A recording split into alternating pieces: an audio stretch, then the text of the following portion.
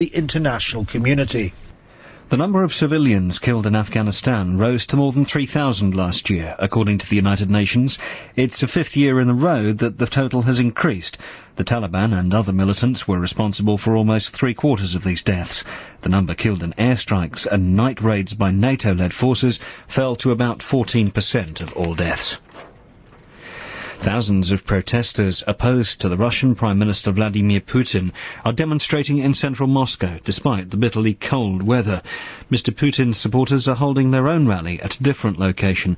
Reporting from the Russian capital, here's James Kumarasamy. I'm just overlooking Kaluzhskaya Square. It's a square in the centre of Moscow on the Garden Ring where there's a big statue of Vladimir Lenin, and he is overlooking really thousands of people who are already streaming towards what's expected to be the biggest of the demonstrations. It's quite an interesting crowd. I've been speaking to a few of them. There's people on their iPhones, young folks. There are older nationalists. There are also people carrying old Soviet flags, and they are pretty united in their opposition to what appeared to be, to them at least, fixed parliamentary elections, and they are calling for these presidential elections to be free and fair. World News from the BBC. The Greek Finance Minister, Evangelos Venizelos, has said he's failed to win parliamentary backing for tough financial reforms despite marathon talks in Athens. Mr Venizelos said he would speak to other Eurozone finance ministers later today to discuss a rescue deal for Greece. The reforms demanded by the European Union, International Monetary Fund and European Central Bank are required before Greece can access the money it needs to avoid defaulting on its debt. The governing African National Congress in South Africa is due to announce whether its controversial former youth leader Julius Malema can stay in the party. He's appealed against a decision to suspend him for 5 years. From Johannesburg, Karen Anna. Julius Malema once said that he would kill for South Africa's President Jacob Zuma. Now he's fighting to remain in the governing party, the ANC, challenging a decision to kick him out. The politician, who paints himself as a champion of the poor, was found guilty of bringing the party into disrepute for undermining President Zuma and calling for regime change in neighbouring Botswana. Mr Malema has frightened big business with his call for nationalisation, but he's also considered by some to be a political liability. He backs rivals that pose a threat to Jacob Zuma, who faces a major ANC leadership contest later this year. The Hollywood actor Ben Gazzara has died in New York at the age of 81. He'd been suffering from cancer. The son of Italian immigrants, he began his career in the theatre, starring in the original Broadway production of Cat on a Hot Tin Roof.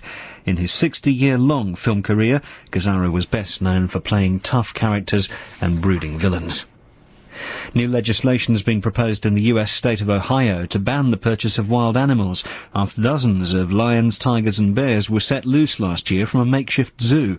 Under the proposals, existing owners of large exotic animals would be allowed to keep them as long as they met stricter licensing conditions, but no new animals could be bought. BBC News.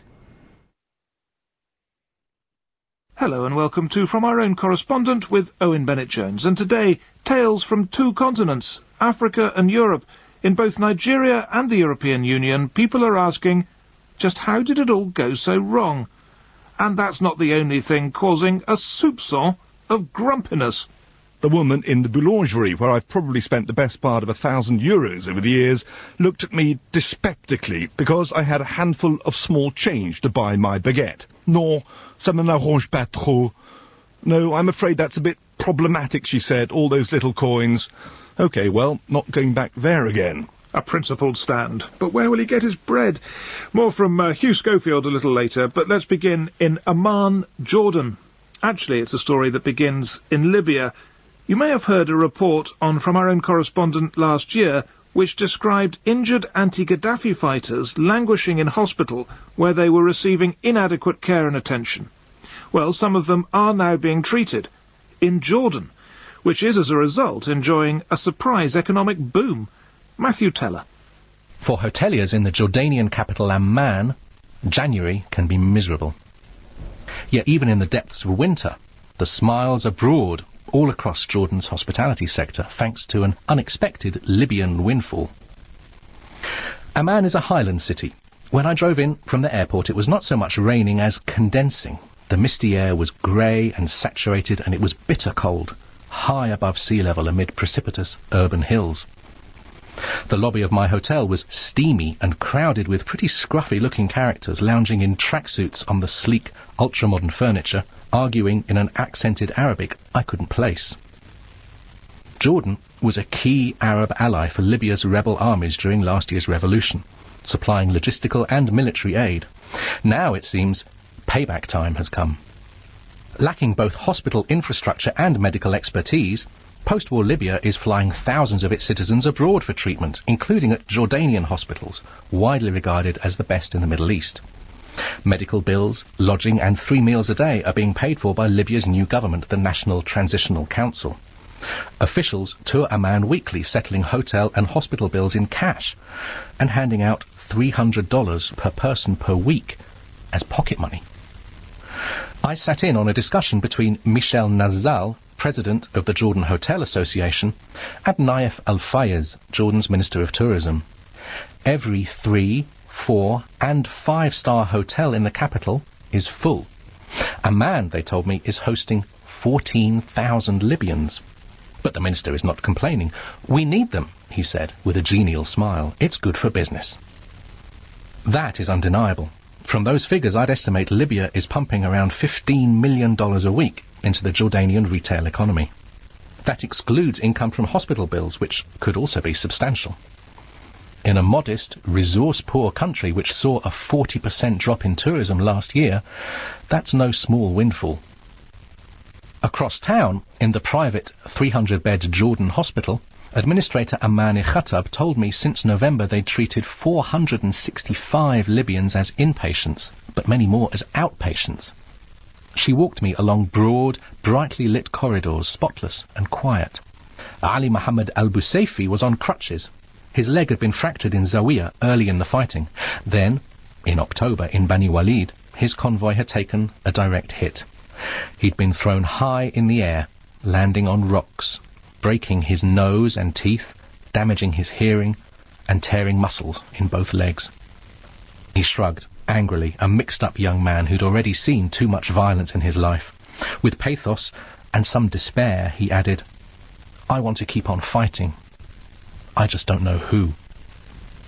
Even though Libya is successfully outsourcing treatment, healing, it seems, must start at home. Matthew Teller on the legacy of the Libyan conflict and on how one man's problem is another's opportunity.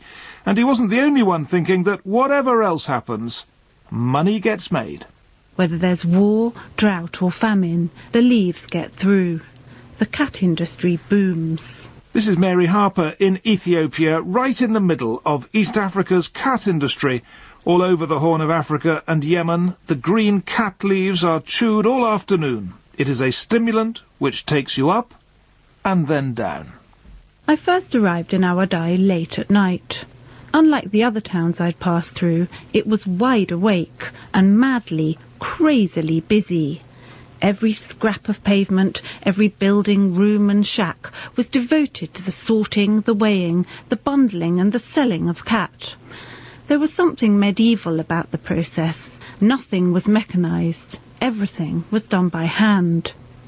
"This is the cat capital of the world," one man told me. "This whole town is a cat factory. We harvest the leaves from the fields nearby, then we rush them to Awadai for sorting and pricing. We all work from late afternoon until 3 or 4 in the morning. Only then do we rest." In the middle of Awadai is a large 5-story building, the biggest I could see in the town. It's devoted entirely to cat and divided into small rooms where people prepare the leaves for transport all over the world. The vehicles waiting on the road with their engines running reminded me of racehorses straining at the bit before the starting bell. As soon as they're filled with cat, they race off into the night. This one's for Djibouti, this for Somaliland, Dir Dawa, Addis Ababa, London, China.